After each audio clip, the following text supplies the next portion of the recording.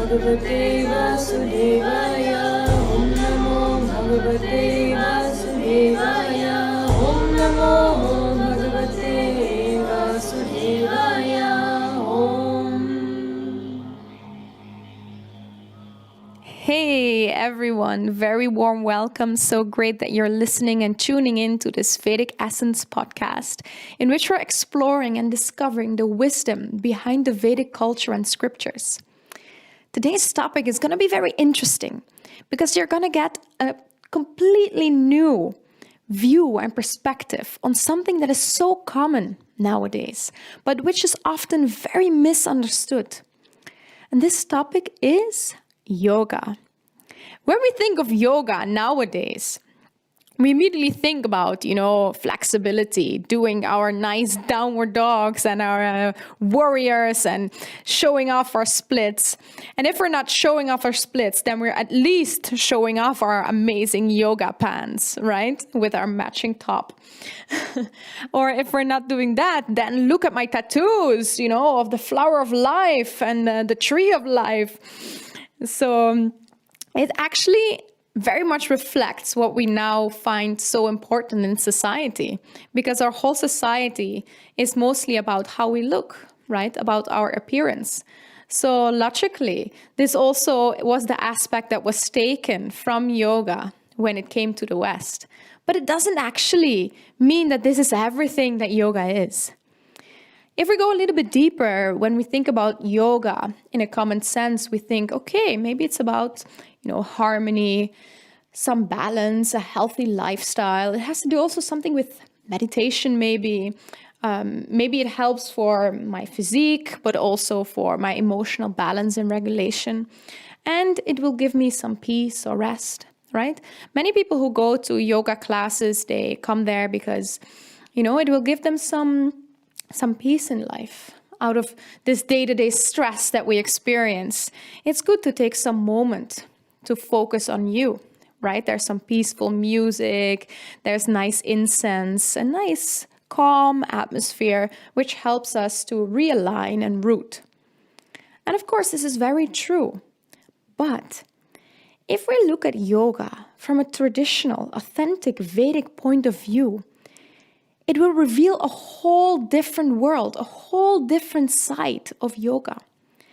And this was something that for me came as a big surprise, because my teacher, when he first introduced yoga to me, what he said was, yoga is a science.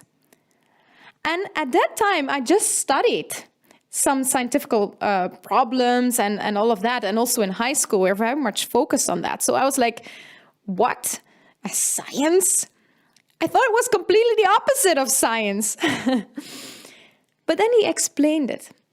And he said science is built out of three main aspects. How scientists work is as follows.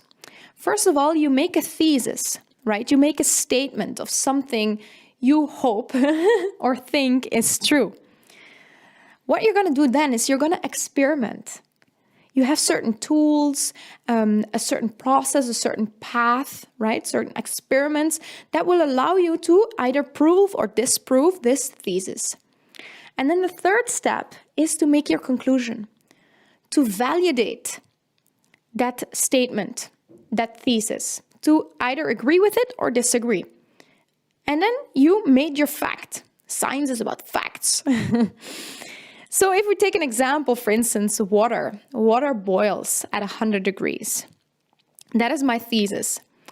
So what I will do is I will, first of all, at the place where I am, let's for instance say Amsterdam, I'm in Amsterdam.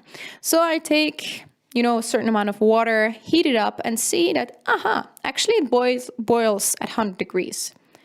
But that is not enough. Actually, I have to make sure that on the other side of the world, in other countries, maybe in different times of the day, this statement is still a fact. So science makes sure that the thesis, the validation is right, no matter where you are, no matter what time you are, no matter who you are. And then it's proven as a truth, an absolute truth. And similarly, we can approach yoga this way. Because yoga gives us a certain thesis in the form of these scriptures that are given by us, by sages in the past. They're written so many years ago. So these scriptures, they provide us with certain answers about life questions or the nature of our reality, about our behavior, our true selves, but also very basic about the world that we live in, nature, what is it made of? So these scriptures, they provide the thesis. And then, of course, in order to prove this thesis, either right or wrong, we have a certain process. We have a certain path. We have a certain experiment. And for experiments, as we said before, we need some tools. So what are the tools in this process of experimenting about these theses, these scriptures? Actually, the tool is you. You are the tool. Your body, your mind, your intellect, your deeper self. All of these form the tools for you to walk the path that the scriptures laid out for us, to see if this is really right, if this is really true. So actually, by walking that path, then we come to the third step. We either agree or disagree with the thesis. And this is universal. People who practice this path of yoga, they read the scriptures. Then they're going to adjust this to in their day-to-day lives. They involve their bodies, their mind, their intellect, their deeper essence of who they are, which we call the soul. And then they come to certain conclusions. And this is actually a very powerful process. And maybe it's even more powerful than science as we know it. Because what we say about science is that we actually trust someone else.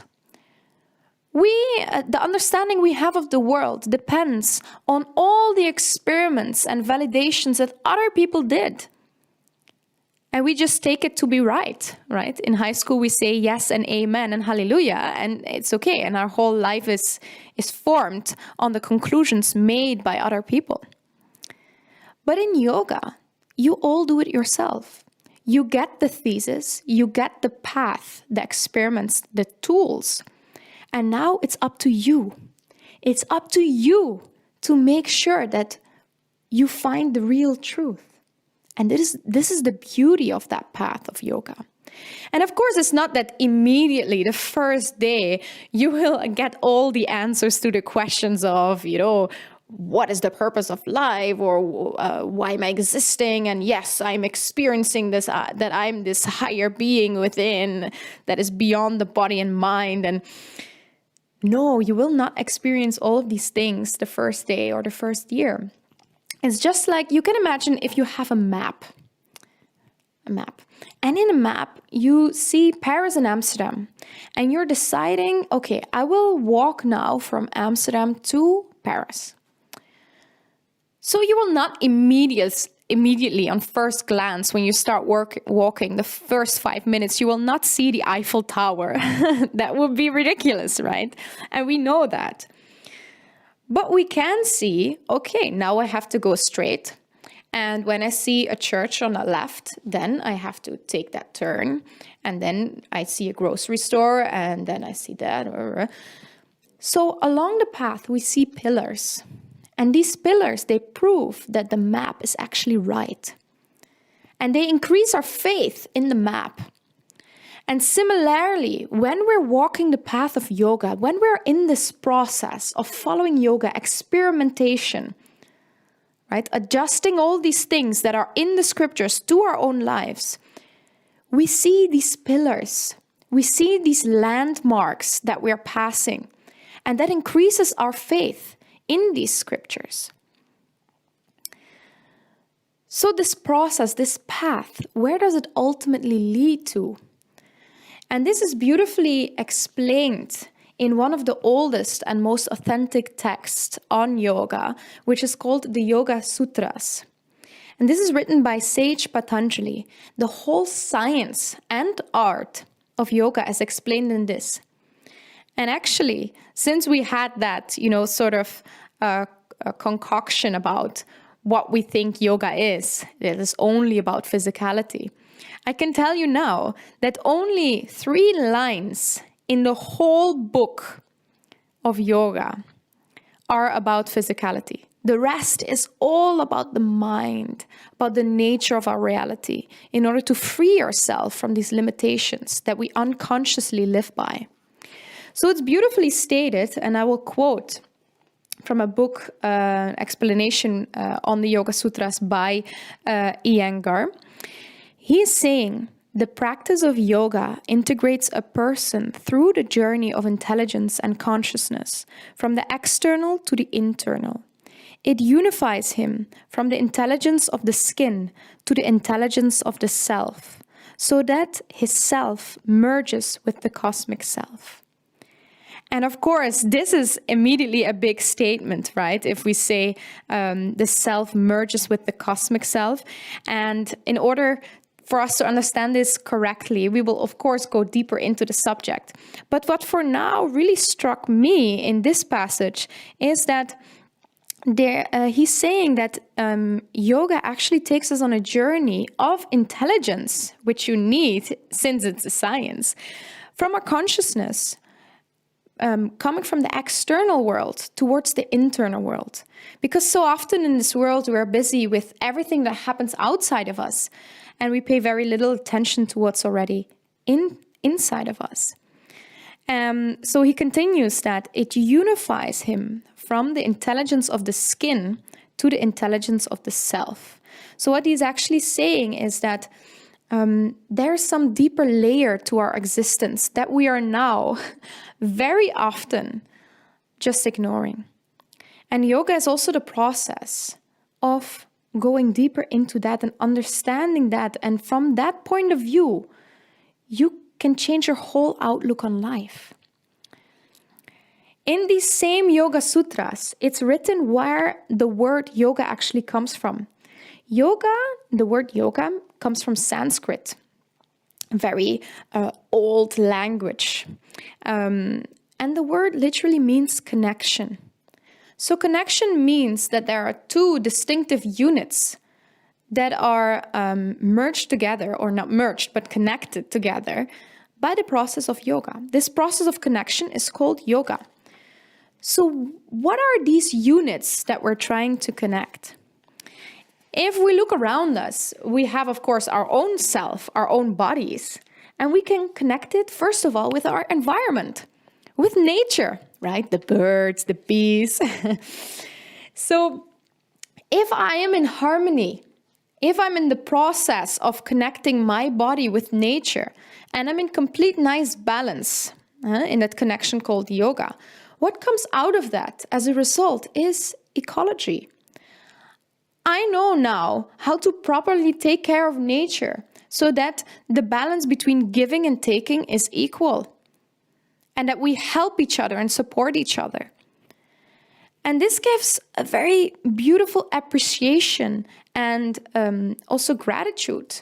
You feel grateful now for nature, with everything that nature is providing us, which we're now so often forgetting and taking everything for granted because, I paid money for it, so now it's mine. But we don't see the whole process and the wonders, the miracles that are happening from such small seed. A huge tree is it's originating. That is giving us so much fruit and food. It's giving us also shade, this tree, right? And wood in the winter to keep warm. And it's giving us even furniture. So, and maybe also medicines, actually. So when we are connecting the process of yoga to our body and nature, what comes out is a beautiful sense of harmony between the two, which gives us gratitude, appreciation, and also sense of ecology. But we can go beyond that. We can connect our body to other bodies, both animals and human beings. And what is happening when we make or achieve perfection in the process of yoga between body and body, between human and human, or human and animal, what we get is universal peace. Because if I am in harmony with other people around me, with everyone around me, how can there be quarrel? How can there be war?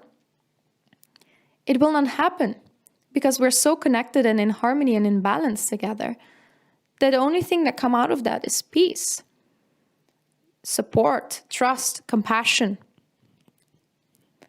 But we can go even deeper to that because nature and other people, they are outside of me. But when I look into who I am and what I am, I see that I can make also internal connections through the process of yoga.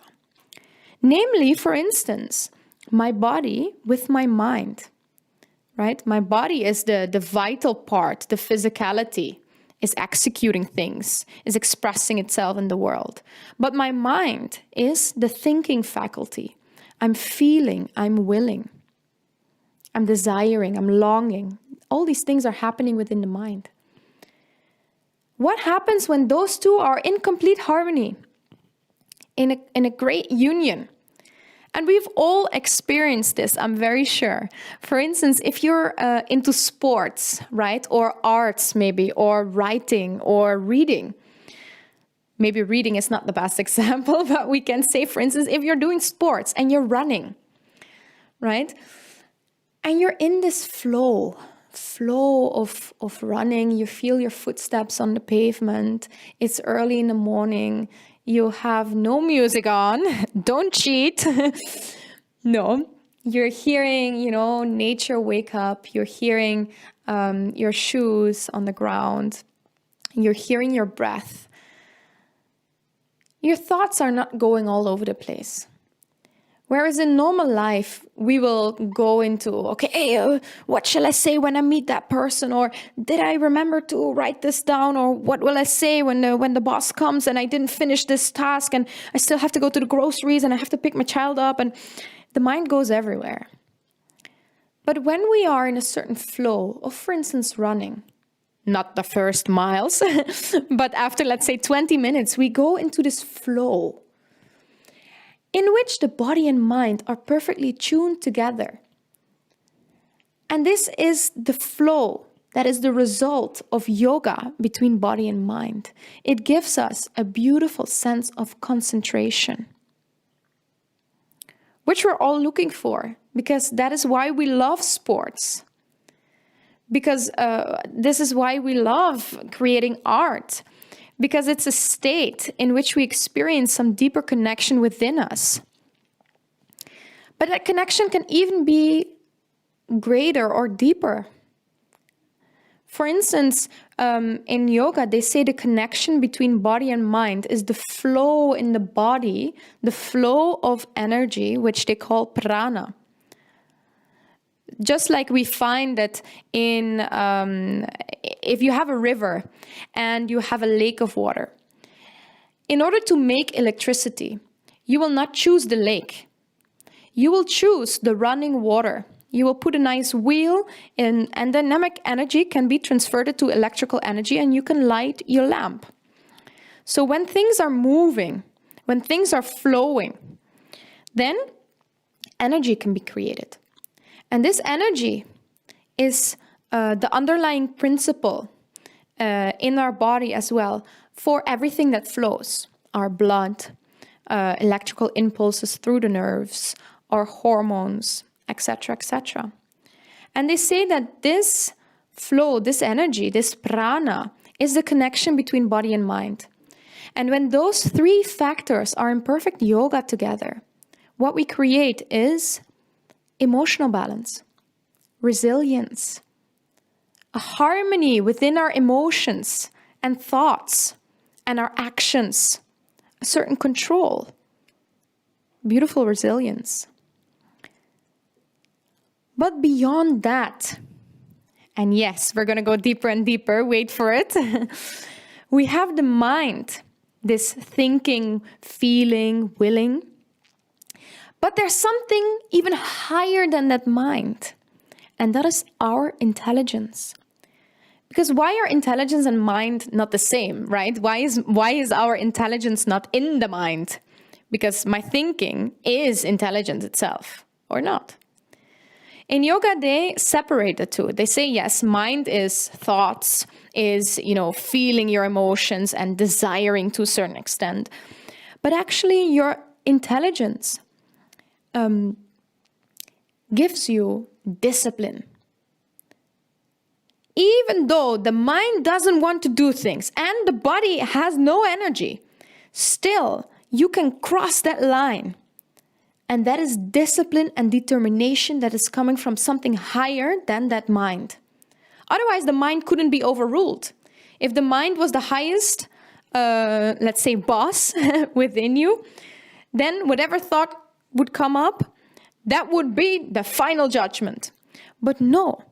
Even if you don't want to do something, your intelligence can say, no, you have to do it.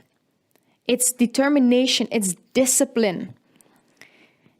On a diet, if you're on a diet, right, your mind is begging you to eat that cake, and your body as well. But your intelligence is saying, no, I have some higher goals and truths in life, and I'm going to live by that. That is the intelligence. The intelligence is also therefore making choices, right? Discrimination between right and wrong. And when this intelligence and these thoughts, these feelings, this willing, this mind are in a nice balance, are connected, then what we experience is deep sense of self-awareness. If you don't have this, you're going to be all over the place, right? You're going to react and respond to anything that comes your way, both from within or without. But when those two are in harmony, you create beautiful self-awareness and also a certain extent of control. You're now going to live by higher values in life. We can go even beyond that, believe it or not. Because our intelligence is still not who we are in our deepest essence. Because this faculty of intellect, this faculty of using our intelligence can be observed by us. And if we observe something, it's already in the sentence actually, I am observing something.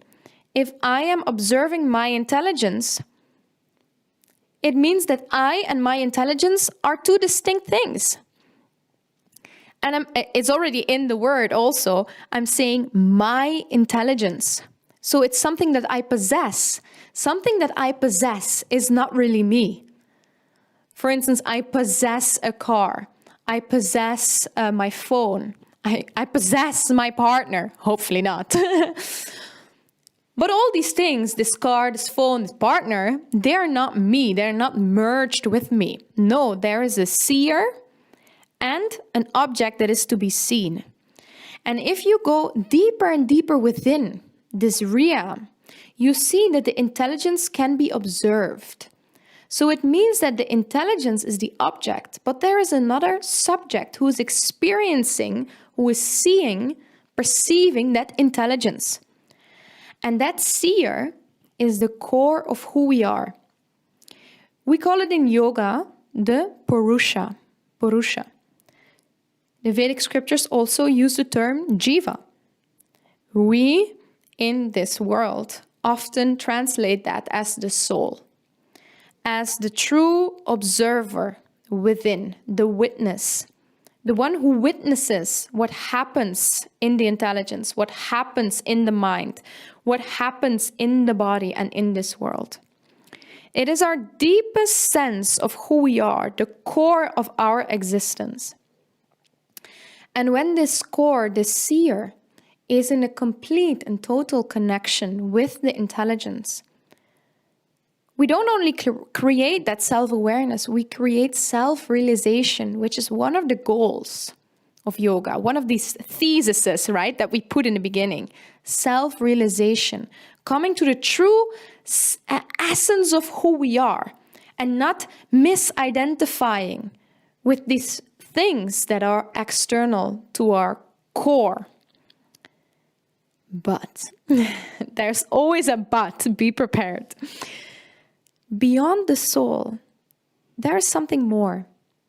Because we see that, yes, I am that observer. I'm that true seer, which sees, which observes and perceives that intelligence, that thinking faculty, and the body and the world around me. But I do not exist only in myself, right? There's so many people who are experiencing that. So I am a part of something bigger. And I come from somewhere.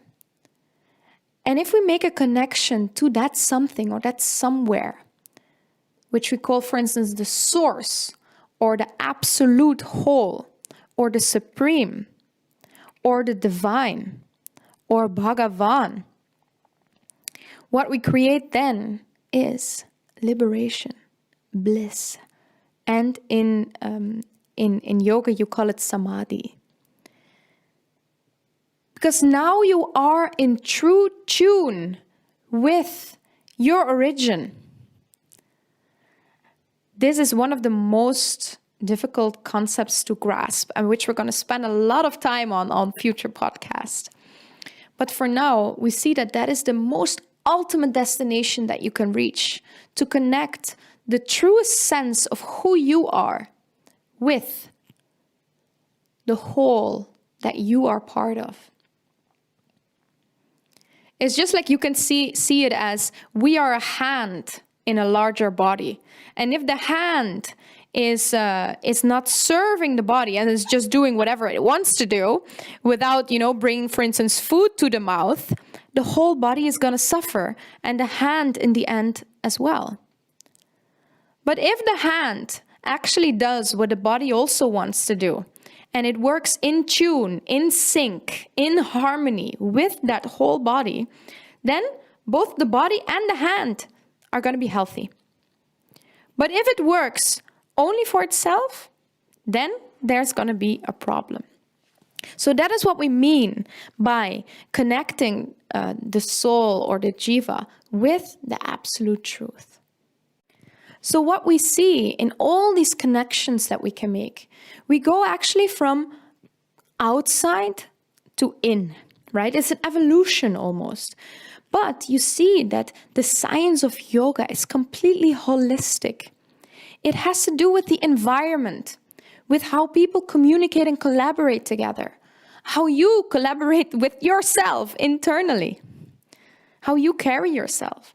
So it's very different than normal sciences and how we see the world in the Western sense. Because in the Western sense, we box. We put things in boxes, right? That are topics that belong to the humanities. This is physics. This is mathematics. This is biology. But who is there to understand all the connections between all of them? The beauty of yoga is that it is holistic, that it is an integrated whole, that it sees reality in connections. And therefore the word yoga, which means connection, it doesn't see separate parts. It sees one unit which works together. Again, just like this body. If I take one part out of my body, the whole body will die. It is all connected, right? For instance, let's say my thyroid, it releases a hormone. It will affect my whole body. So we cannot just look at the thyroid. We have to look at where the effects go, where the results go also. The body is one integrated whole, and we cannot just see, okay, teeth, brain, leg, knee. No, we have to see it as it is, and it is together in connection. And yoga does this beautifully. It connects the mind, the intelligence, the deeper essence of who you are with this material body that we've got and this world outside of us. And it tries to help us answer all these beautiful questions that have been, yes, let's face it, confusing us our whole lives, and so many scientists and philosophers for centuries. What we also see is that because of the holistic nature of yoga, it is a lifestyle. It's a path, actually. You cannot say, okay, I practice or I experiment with this yoga path during the week, and in the weekend, I take some time off. No, it's a way of living. Just like an Olympic player is playing for the Olympics, right? Or you're training for the Olympics. He cannot say, okay, on Thursdays and Tuesdays I will train, and the rest of the days I'm not an athlete. So I can drink, I can, not watch my sleep, just go out all night. I can eat fries and chips and pizza. No, he has to always watch what he's doing. Even if he is off, on his days off, he needs to know what to say when a reporter comes. Or he has to watch his eating patterns, his sleeping patterns. So it's a lifestyle, and it's something that is not to be separated from your day-to-day life. But the question now remains, how do we walk this path? What does this path actually entail? What are these theses in the scriptures that are offered to us? How do we do these experimentations, right? So these are the topics that we will discover further in other podcasts, very deeply and profoundly. So hopefully your outlook on the concept of yoga has profoundly changed after this podcast. And I hope that you will be joining me for any future podcasts. For now, I wish you a great day and hopefully catch you in the next one. Okay, namaste.